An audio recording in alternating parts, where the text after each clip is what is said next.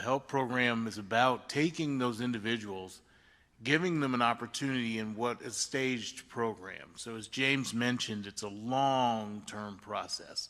So we start individuals initially coming in the door with finding out, do they even have the documents they need to work legally?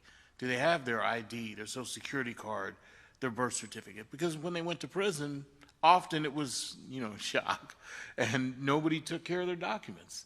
Nobody put things away. Things were left in the apartment and the landlord threw them out. And now, with the I-9 requirements, as a person comes out, you can't legally work without those documents. Well, it's extremely hard to get.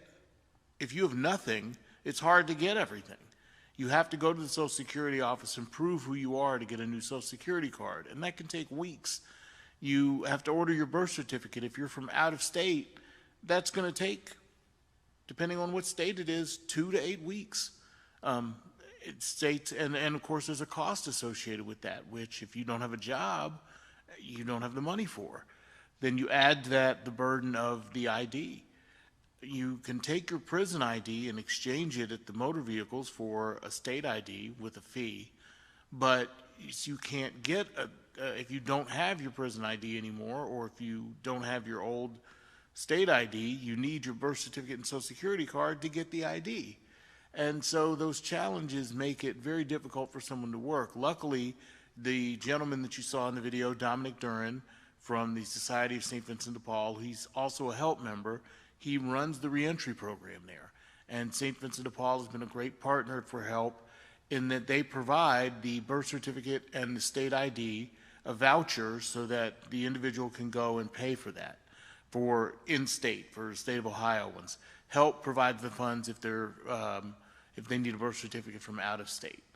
And so we get that started for the individual, and then we get them what we call initial employment. And it used to be, as the video stated, it could take as much as 24 hours. Now we're down to about 2. We have a staffing agency in-house within the program that's designed to help offset the costs that we face going out there and working with individuals, but also gives us an opportunity to get employment really fast for people.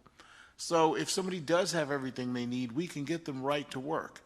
And that's huge, because many individuals, they're coming from a place of feeling unsafe, feeling insecure in their housing situation, whatever else. And so having a job, having employment immediately is very comforting for them, even though it's not necessarily a great job. But it's a job that's designed for us to find out who this person is as an individual, because we get them right to work, and now we find out, does this individual know how to work? Have they ever had a job before? Do they understand that a 5-minute break really is only 5 minutes? That employer's not going to let you take 10. Can you stay off your cell phone? Do you understand how to take constructive criticism? And once we see these issues, we can address those during that initial employment and try and get this individual ready for the later stages of the program. Once we start them working, we tell them we're an empowerment program, not an entitlement program. So yes, we've given you a job, and we're going to give you free transportation to work. We have a 15-passenger van that starts running at 3:30 in the morning and goes all the way till 1 a.m. of going back and forth to job sites for free for these individuals. Of course, we have a cost, but it's free for them to ride the van and get back and forth to work. And the goal is to say, you're going to empower yourself. We're going to get you these full-time paychecks, or more if you're doing overtime. We're going to get you back and forth to work. But we want to see, will you show up every day? So during this initial employment phase, we're looking at their attendance really closely. We're addressing work issues, and we're trying to identify individuals that we can move along. So Calvin, that you met in the video with his father, was one of the individuals who'd never had a job before that he kept for more than a couple of days. His father talked about how Calvin would get a job and work 2 or 3 days and figure out how much money he made, and he needed $200 to pay a bill. He'd made $200, so he would slack off and not work.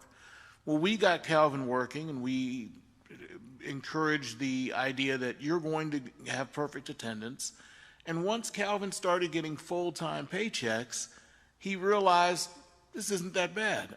Here's how much I make when I work 40 hours every week, and I'm doing it week after week after week, and all these other problems start to fall away when you have a full-time income. And so once we identified Calvin as somebody that we could work with on other issues and had the attendance, we were able to move him to a better job. And that better job is what we call the training stage. We have a stage where we're putting them into this higher level job, and we start to expend help funds on them to train them to be even a better worker. So he joined what we call our Upward to Work class, which is a partnership with St. Vincent de Paul. And in that class, he was able to get a forklift license, his OSHA card, CPR, first aid, a lot of little certifications that, frankly, for those of us that have a master's degree or a bachelor's degree, those don't look like all that much. But to these individuals, it means everything, because many didn't have anything to put on their resume before. And these are accomplishments for them that they can feel proud of, and it shows the employer they're doing something to better themselves for employment. They're doing something to get themselves ready to be out there in the workforce. I noticed on your website that one of your vision statements is that you're gently transforming lives. Well, that's what we're doing as well. In the help program, is we're taking these individuals and getting them those certifications and putting them in that training program. We're transforming how they look at work, how they look at themselves.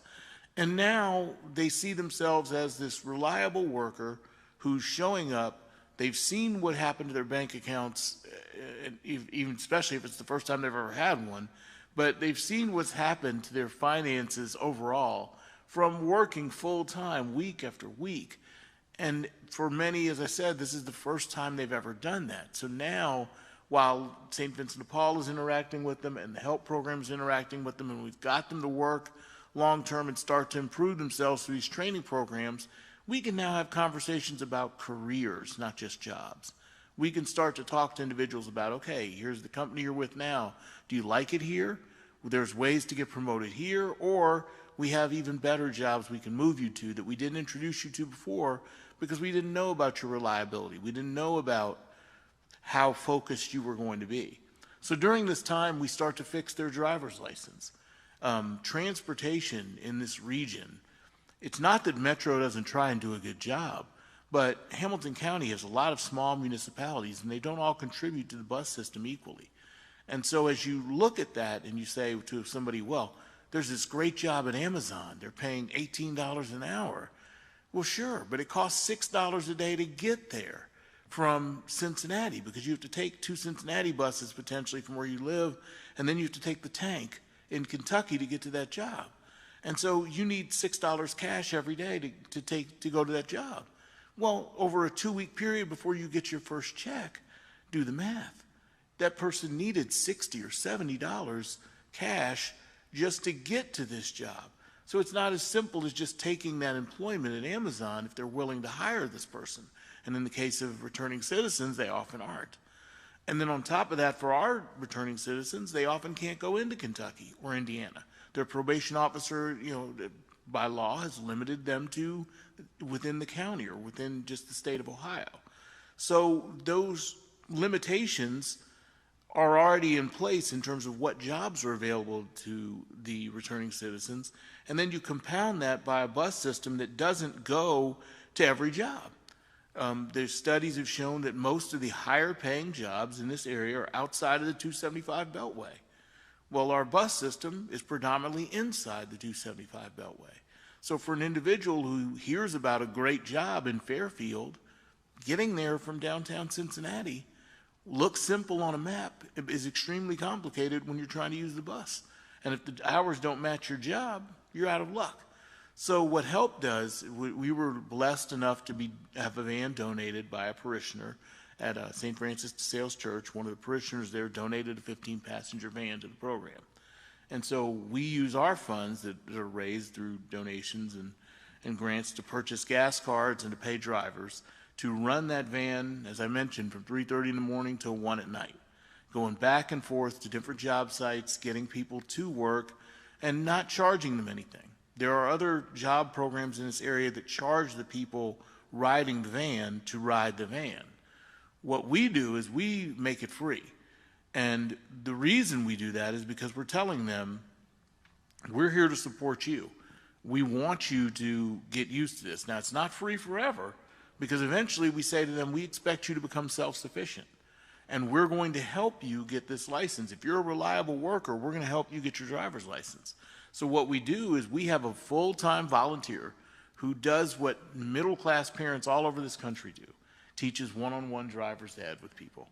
And I don't have the patience for it. I don't have any kids, and so I tried it once, and I knew it wasn't for me.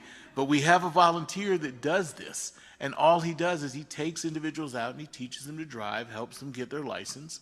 We have a grant from a local foundation that helps pay to reinstate their license. And of course, we have donors that help us pay the fees for these individuals to get their driving privileges back. And then once they have their driving privileges back, we wait, and donated cars come in. Because people donate, if you donate your car to a program like ours, unlike some of the other agencies around the area that take donated cars, you only get the value of what they auction the car off. Because we fix the car. We take it to a returning citizen mechanic who has been willing to help us with discounted labor rates, fix the car. Once we get the car fixed, we give it to the person who's really ready to drive. So gentlemen like Calvin and gentlemen like James both got cars that were donated by people like yourselves who saw me at a Dismas journey, and they donated those cars. We fixed the car up, sometimes costing hundreds of dollars to get the car fixed. But once we do, we get this individual behind the wheel and make sure they buy insurance, and then say, good, now you've got your own way to work. You're self-sufficient, and we can move you to an even better job because you've proven yourself enough that now I'm confident that I can call the HR directors who I've built a relationship with and say, yeah, I know you said you don't necessarily take all felon types, but this gentleman has just put in over 90 days at 2 different jobs, been really reliable. He has a car. He's got his OSHA card. He's got his forklift license. And he's somebody you can have in your workplace that's going to do well. It was referenced about the tragedies of the different shootings, and I know some of those have been workplace shootings. And I often talk to employers who say, you know, that's one of the reasons they don't hire felons, is that, you know, they worry about workplace violence. Well, I'm sorry, but guess what? Those shootings, those aren't usually somebody that was a returning citizen. When they look at those individuals, what do they always say? They were surprised. He was quiet. He worked there 22 years. He wasn't any problems. My guys, unfortunately, if they're going to get emotional, they get emotional right then. And they're just going to get upset and maybe yell, but that's it. We've never had an incident of workplace violence among our people. But we have employers that are scared to hire returning citizens for that reason, when it's in fact not those individuals that cause the problem of that nature in the workplace. But we tell them, you know, give our individuals a chance. Well, the economy has forced many companies to give people a chance now. The lack of employment, employees looking for work has forced some employers to say, well, we didn't want to take returning citizens, but we will now. And so they will give them a chance at this point because they don't have another pool to dip into. But even then, they sometimes say, well, we'll take everybody except this conviction, or everybody except some other, you know, past incidents of violence, or in their personal lives and things like that. And so we're constantly advocating for the idea that, look, if they go through this program, they put in this time, those issues disappear. So that's our training stage as we get individuals to develop. And once we get them a car and move them forward, that's what we call our rising stage. And that's where we look for mentors. And that's where there's an opportunity for the community to step up. We have a training program for our mentors where Bob Miller works closely with them to make them understand what a mentor is, that it's a listening ear, that you're providing a perspective to individuals that they may not have had before, and you're helping them with a very specific action plan. Each one of those individuals that we give as a mentee comes with a document that talks about what their goals are and the steps that they need to reach them. And some are more complicated than others. We have a gentleman that's starting Cincinnati State for the maintenance program so that he can get a maintenance certificate. And we have others whose goals are a lot simpler. They just need to obtain stable housing on their own. And so it's a matter of convincing a landlord that we can take this person who's had past convictions on their record or past evictions, and that they'll be a good tenant at this point, despite that history. So whatever the goal is, the mentor is there to work with them on that action plan to help that take place, and to work through our rising stage to get this individual to reach their own goals. And then once they do, we call that our achieving stage. That's when the person has done everything we've asked them to do. They've now found and maintained employment long-term, and they're just doing well. And so at this point, the role of the mentor is just to provide another perspective when they need advice on a problem. You know, it's one of those things where if you call your friends for advice, they often give you the same kind of advice you would have given them, and maybe that's not the right answer. And so, you know, they need somebody in their lives to give them that advice, and it just involves meeting with them once a month, just having a conversation over a cup of coffee or a meal, up to you how that takes place. And sometimes it's just text messages saying, hey, how's things going? What are your plans now? What are you working on? Helping them understand things like a credit report or maybe mail that they've gotten that they just didn't really, you know, because of their background, didn't have the education to read very well. One of the things we look for is skilled mentors in particular, people that might come with a specific background. So if somebody has an accounting background or a finance background, our board could use a new member who has that background. And we only meet 6 times a year, so it's not a burdensome board where there are constant meetings or anything like that. But that person can also help returning citizens with their budgeting, with their financial planning. Credit repair, we're looking for a volunteer who can come and be willing to do the credit repair training to help our members who have reached that achieving stage now go back and fix their credit so they can move forward in the future. So there's a lot of ways that a person can assist returning citizens, and mostly it's at that rising and achieving stage, because at that point our returning citizens have proven to us that they've wanted to make a change in their lives. They're not living the same life they were before. And that's why it's so important that we're a staged program, because we don't want to waste resources, which are limited. We don't want to waste our resources on individuals who aren't serious. You're not going to come in and fool me. You're not going to say, I really want to work, Will, and I'm going to start, and I'm going to be serious, and give me a car. That's not going to happen. You're going to go to work, and you're going to be reliable, and you're going to demonstrate that you are serious about changing your life before we give you access to those resources, before we expend funds training you, and before we give you a mentor. So by doing that, you're going to have to really prove yourself. And that makes a big difference, because you can fake it for a little while. You're not going to fake it for 30 days working in a meat packing plant, in the cold and working the kind of hours they do on their feet. If you're not serious, it'll show. You'll start to call off. You'll start to miss work. You'll start to just disappear on us. And when you do that, each time you're going to start over. You're going to put in that consistent work before we move you forward. And the final stage of our program is the thriving stage. So you saw Dominic Duran in the video. He's what we consider a thriving member. He's at the point in the program where he's able to give back, where he has gone through the stages of the program. He has a full-time job. He doesn't need help on a regular basis. We don't provide him transportation. We don't have to do anything directly to assist him on a regular basis. He's there, and we're there to support him, and his mentor is always going to be there for him, but he's independent, and now he's looking back and helping others. He's the vice president of our board. He is able to mentor young men who are coming into the program, and he's able to talk to them and say, there is life after incarceration. There is redemption in our society, and here's the path to it. And for us, it's that path through employment towards everything else. It's important, and I always remind everyone that we're an empowerment program and not an entitlement program, because so many people get resentful as I talk about, we're doing all these things for returning citizens. Well, my son is having struggles with work, and he doesn't even have a felony, but he could use a car. Yes, I understand that, and there's other populations that do have needs. But this returning citizen population is one where the challenges that they face and are so daunting at some points that you have to sit there and go the extra mile, because we tell people that they've to serve their time and that they should be done. Well, unfortunately, that's just not the case. You come back and that record follows you now more than ever because of the internet.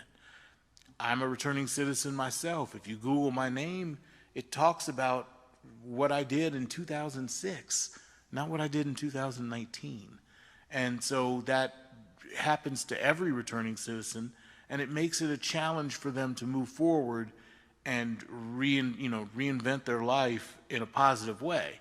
And so what we try and do is make sure that that support is there for the ones who are serious, the ones who want to change. And we need so much community support, and we're so grateful that we got a chance to come and talk to you all today, and that there's people out there that may be able to support us in some way. I mentioned mentoring.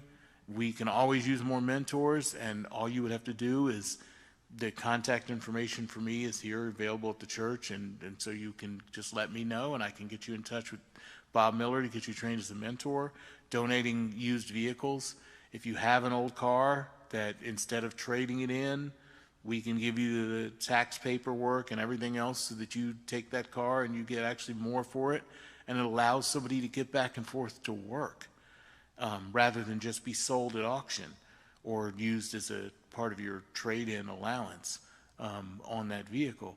And then, of course, as I mentioned, being on the board with specific skills, we're looking for people with financial and legal backgrounds to continue to serve on our board and assist, and also to be a general mentor to the individuals in the program. If there's somebody who has experiences tax preparation, being out there to assist our members so that they don't spend hundreds of dollars trying to get a rapid refund and going to one of these places that opens up every spring to take their tax money. So we would like to work with individuals on those kind of things. So any volunteers can always be used in that nature. And of course, financial resources. It costs about $4,500 for us to run our van every month.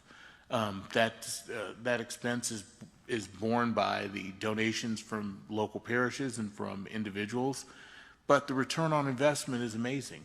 Right now, that van generates over $1,500,000 in wages from the passengers who are riding that van, from an expense of about $4,500 a month.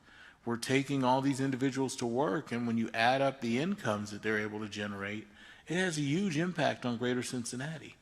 I wish we were a 100% organization. I wish we were an organization that 100% of the people that come in the door exit the door doing well.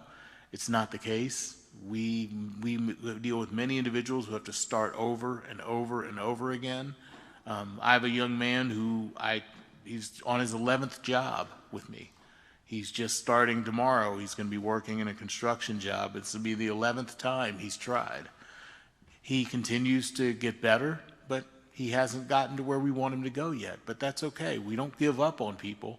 We take a break sometimes and say, hey, we need to give you a chance to try again. But we continue to work with individuals to give them that opportunity so that they can move forward. And it's a funnel. So it starts off with quite a few people coming in our initial stages. And as you go through each one of those stages I mentioned, it gets less and less. But with the limited resources and limited number of mentors and limited number of donated cars, that's necessary. We need that decrease in population, and it's appropriate because we don't want to reward someone just for doing the basic, which is going to work, which is what we want everybody in society to do. We want to reward the ones who are making sure that they're putting in that reliable time, that are really trying to better themselves and are really trying to change their lives. And so if you're out there and you're an employer, I would love to come and talk to you about how I can bring returning citizens into your workplace. If you're a landlord, I would love to talk to you about housing and how you can really help by being willing to forgive this person's past transgressions and let the help program, assist that person in coming into the housing market. by renting an apartment to this individual. And if you just are interested in the program in general, please feel free to reach out and contact me. So this is unusual in that this is usually the time where I ask, does anyone have any questions? And in this way, it's a little bit difficult, but I encourage any of you that if you do have any questions or comments, please to get in touch with me, and I look forward to hearing from you. And thank you.